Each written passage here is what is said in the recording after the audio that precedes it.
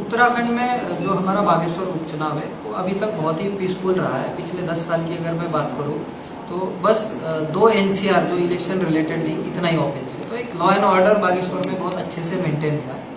जब भी कोई इलेक्शन प्रक्रिया शुरू होती है तो धारा 144 का प्रयोग किया जाता है, जो 8 अगस्त को ही डीएम महोदय द्वारा जारी की गई थी, जिसके अंतर्गत आपकी हर एक्टिविटी एक गवर्नमेंट के या प्रशासन के या डिस्ट्रिक्ट इलेक्शन ऑफिसर के परमिशन के पश्चात ही की जाती है। इसका मुख्य पर्पस ये होता है कि एक सारी पॉलिटिकल पार्टीज को एक लेवल प्लेइंग फील्ड हो जाए, इलेक्शन में जो खर्चे हो रहे हैं उसको उसका अकाउंटिंग पर हो जाए, एक लॉ एंड ऑर्डर की शांतता की स्थिति बनी रहे।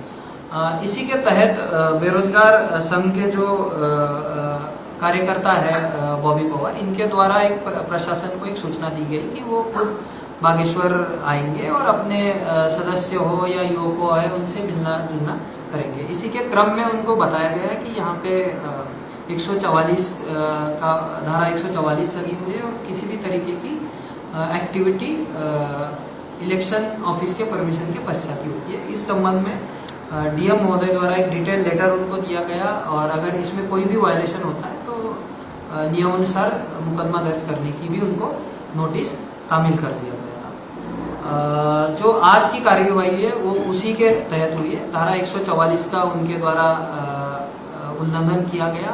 जो भी उनके साथ लोग थे उसमें से अधिकतम लोग बागेश्वर के स्थानिक ना होते हुए हल्द्वानी या अन्य क्षेत्र के थे, जो हमारे विधानसभा क्षेत्र से नहीं बिलोंग करते, तो उससे एक इंटेंशन भी क्लियर होता है। तो इसी के तहत हमने ये कार्रवाई की है। एक सिंपल कार्रवाई है 144 के उल्लंघन की, और इसमें हमारे पास 2 ऑप्शन थे। हम इसमें उनको एसडीएम के सामने भी प्रोड्यूस कर सकते थे, क्योंकि ये न्यूट्रल हो और इसमें किसी भी तरीके का एडवांटेज डिसएडवांटेज ना हो, इसलिए हमने जुडिशियरी का मार्ग चुना और इसमें हमने उनको लगभग 30, 40, 50 मिनट में हमने उनको कोर्ट में जज के सामने प्रोड्यूस किया है। जो भी न्यायालय द्वारा आदेश किया जाएगा उसका पालन फिर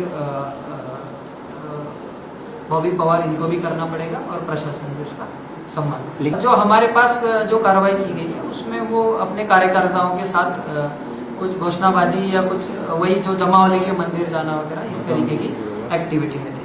दूसरी महत्वपूर्ण बात ये मैं कहना चाहूँगा कि इन पे पूर्व में भी देहरादून में मुकदमे हैं और उन मुकदमों में जब उनको कोर्ट से बेल मिली है, उस बेल की एक इम्पॉर्टेंट कंडीशन है कि इस तरीके की एक्टिविटी जो भी है, जिस तरीके की ये बात कर रहे हैं, वो देहरादून में ही एक लिमिटेड एरिया में उनको करने की परमिशन है, कहीं इतरत करने की जरूरत नहीं है। तो एक नॉर्मल पर्पज जो है इससे समझ में आता है। दूसरा हमारा कुछ इंटेलिजेंस का भी इनपुट था, जो डॉक्यूमेंट्री प्रूफ जिसके हमारे पास है कि इनसे प्रेरित या इनके संगठन से जुड़े हुए जो लोग हैं वो यहाँ पे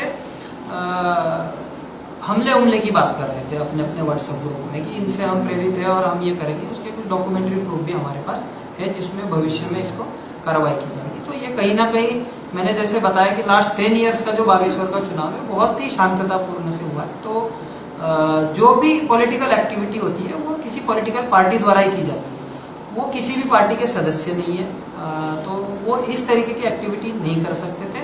और हमारे द्वारा उनको ये भी बताया गया है कि 10 तारीख तक यहाँ पे 144 लगी हुई है। उनको जो भी एक्टिविटी उन्होंने शासन के लिए अप्लाई किया है, जो उनको सभाएं करनी हो या अपनी मांगे रखनी हो, वो 10 तारीख के बाद वो बागेश्वर आ सकते हैं और उसके बाद वो कर सकते हैं, क्योंकि वो किसी भी पॉलिटिकल पार्टी के मेंबर।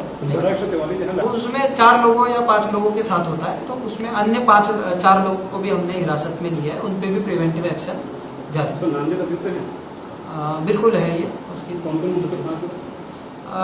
इसमें बहुतांश 3 लोग तो बाहरी क्षेत्र से बिलोंग करते हैं और एक व्यक्ति जो कपकोट क्षेत्र से लगता है, उन पे भी प्रिवेंटिव कार्रवाई की। उन्होंने लॉजिकली ये सारी अनुमति लेनी चाहिए प्रशासन से, पर चूंकि अब ये मामला न्यायालय के समक्ष आया है, तो जो हमने भी हमारी बात रखी है कि इनका जो पर्पज है यहाँ पे वो अशांति फैलाना ही मेनली है और ये इलेक्शन की प्रोसेस को कहीं ना कहीं डिस्टर्ब कर सकते हैं और ये किसी भी पॉलिटिकल पार्टी से जुड़े नहीं है। तो जब कोर्ट का जो डिसीजन आएगा उस डिसीजन का हम सम्मान करेंगे। अगर कोर्ट की डिसीजन से कोई कुछ क्लियर नहीं होता है तो सारी गतिविधियां जो हर किसी के लिए अप्लाई है उनके लिए भी अप्लाई होगी। विथ परमिशन वो हर चीज कर सकते हैं।